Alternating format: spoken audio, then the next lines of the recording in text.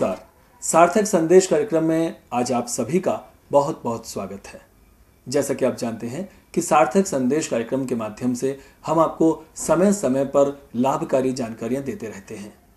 इसी संदर्भ में आज हम चर्चा करेंगे युवाओं की राष्ट्र निर्माण में योगदान के विषय पर।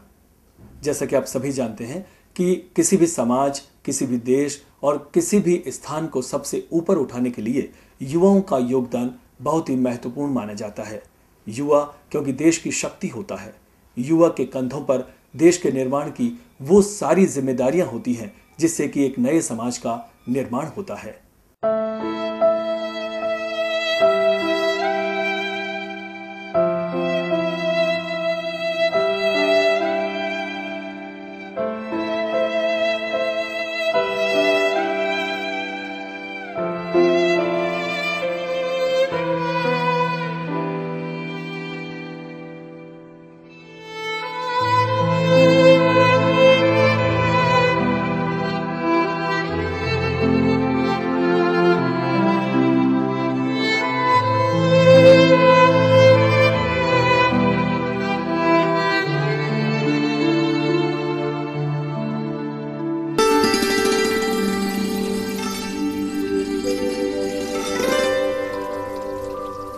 कुछ ना होता, बस सिम बॉर्डर बदलेगा। भाई साहब चौंक गए?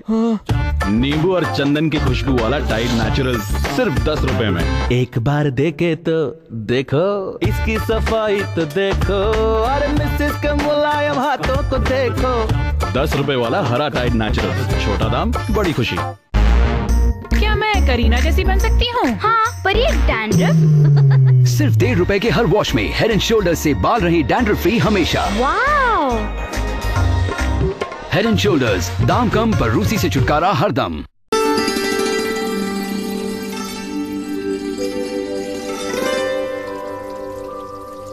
जैसा कि आप जानते हैं कि आज के इस कार्यक्रम में हम चर्चा करेंगे राष्ट्र निर्माण में युवाओं का योगदान विषय पर। और इस विषय पर अधिक जानकारी के लिए हमारे साथ मौजूद हैं हमारे युवा साथी और युवा विचारक अखिलेश तिवारी। अखिलेश जी, आपका हमारे कार्यक्रम सार्थक संदेश में बहुत बहुत स्वागत है। सबसे पहले हम आपसे ये जानना चाहेंगे कि राष्ट्रीयता की भावना जागृत करने के लिए आपने लोक संग्रह अभियान की शुरुआत की है, तो इसकी मुख्य रूप से अवधारणा क्या है, इसका क्या तात्पर्य है? लोक संग्रह अभियान मुख्य रूप से एक राष्ट्रीय अभियान है। इसके प्रथम चरण में हम लोग राजस्थान के विभिन्न शहरों, कस्बों और गांवों के अंदर भारत के नवनिर्माण का संदेश लेकर जाएंगे और विशेषकर युवाओं के पास, और उन्हें इस अभियान के माध्यम से हम यह बताएंगे कि भारत के नव जागृति के जो महानायक थे उन्होंने क्या स्वप्न देखे, भारत की आज़ादी के आंदोलन से जुड़े जो स्वाधीनता सेनानी थे उन्होंने क्या स्वप्न देखे, और आज़ादी मिलने के बाद क्या हम उन स्वप्नों पर आधारित भारत का निर्माण कर पाए। अखिलेश जी, हम आपसे ये भी जानना चाहेंगे कि इस अभियान के पीछे आपका मुख्य रूप से क्या उद्देश्य है, युवाओं को आप क्या बताना चाहते हैं? देखिए, इस अभियान का मुख्य उद्देश्य है भारत के लोक में एकता को स्थापित करना।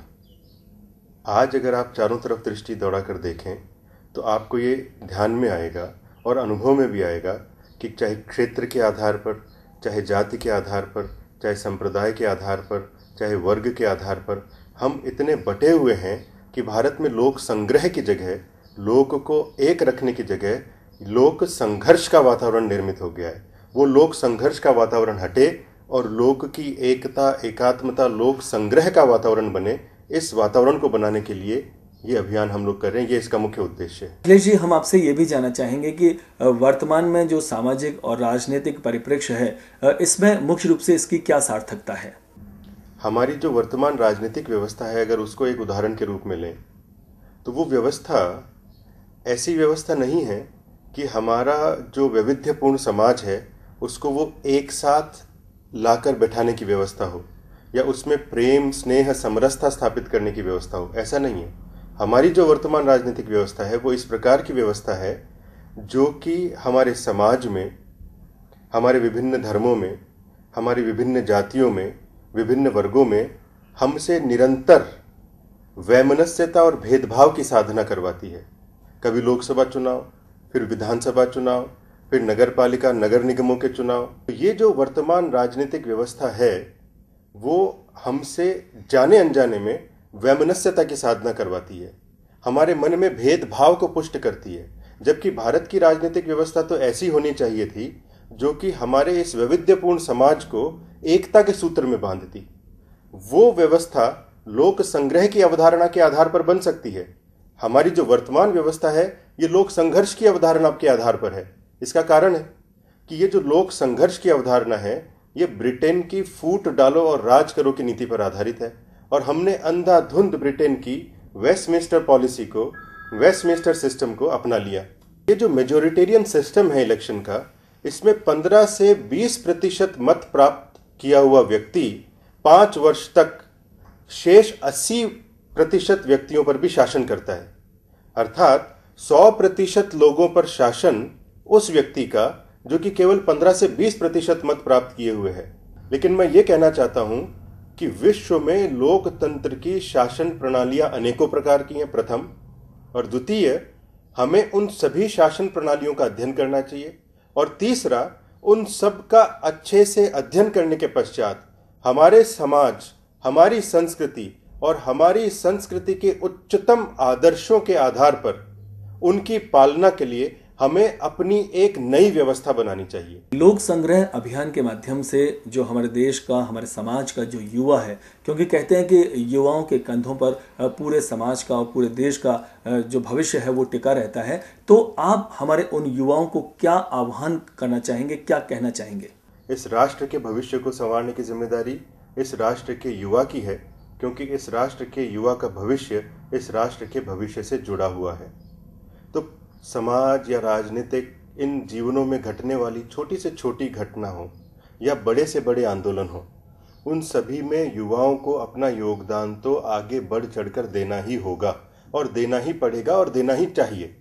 क्योंकि अगर युवा इसमें योगदान नहीं देगा तो अंततोगत्वा उसकी जो अनुपस्थिति है इन कार्यक्रमों में, सामाजिक राजनीतिक कार्यक्रमों में, उसका नुकसान उसी को और उसके आगे आने वाली पीढ़ी को भुगतना पड़ेगा। इसलिए युवा को इस पर निश्चित रूप से विचार कर और काम करना ही पड़ेगा, प्रथम। द्वितीय, मैं ये कहना चाहता हूँ कि ये जो चुनाव आ रहे हैं 2013 और 2014 में, इन चुनावों में भी उसको बढ़ चढ़कर भाग लेना चाहिए। ऐसा ना हो कि केवल हम 3 वर्ष, 4 वर्ष, 5 वर्ष विरोध ही करते रहें, और जब उस विरोध को एक क्रियाशीलता में बदलने का समय आए, उसको उसके रिजल्ट का समय आए, उस समय हम दूर हो जाएं। वो एक दिन जो हमें मिलेगा चुनावों के अंदर, वो एक दिन हम सब के अगले 5 वर्ष का, और मैं तो कहूँगा 5 वर्ष ही नहीं, अगले 50 वर्ष का निर्धारण करने वाला होगा। तो वो जो एक दिन है, उस दिन हम पूरा कमर कस के खड़े रहें, खुद मतदान करने जाएं, और साथ ही अपने मित्रों को मतदान करने के लिए ले जाएं, अपने परिवारजनों को, इष्टजनों को मतदान करने के लिए ले जाएं।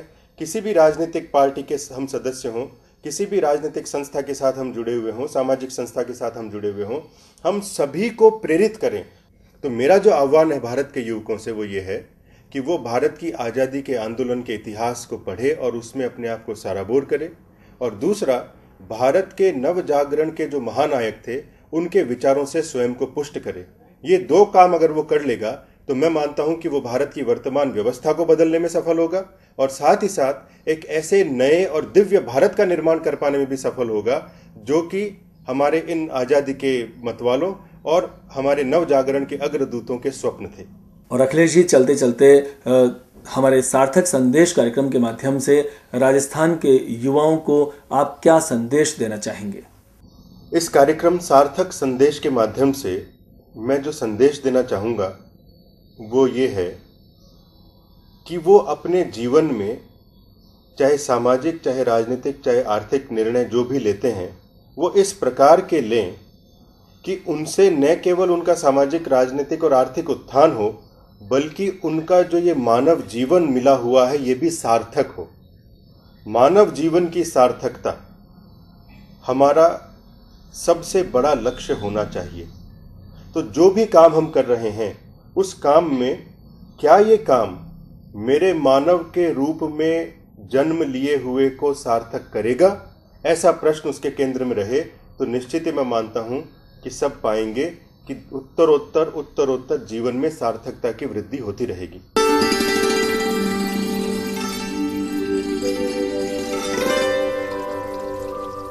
कुछ ना होता, बस सिम बॉर्डर बदलेगा। चौंक गए?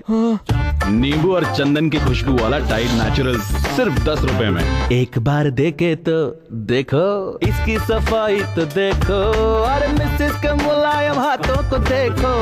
10 रुपए वाला हरा टाइड नेचुरल्स, छोटा दाम बड़ी खुशी।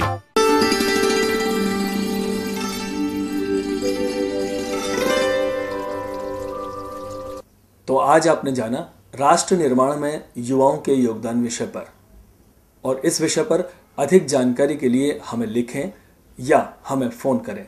हमारा पता है C12 इंद्रपुरी लालकोठी, जयपुर 15।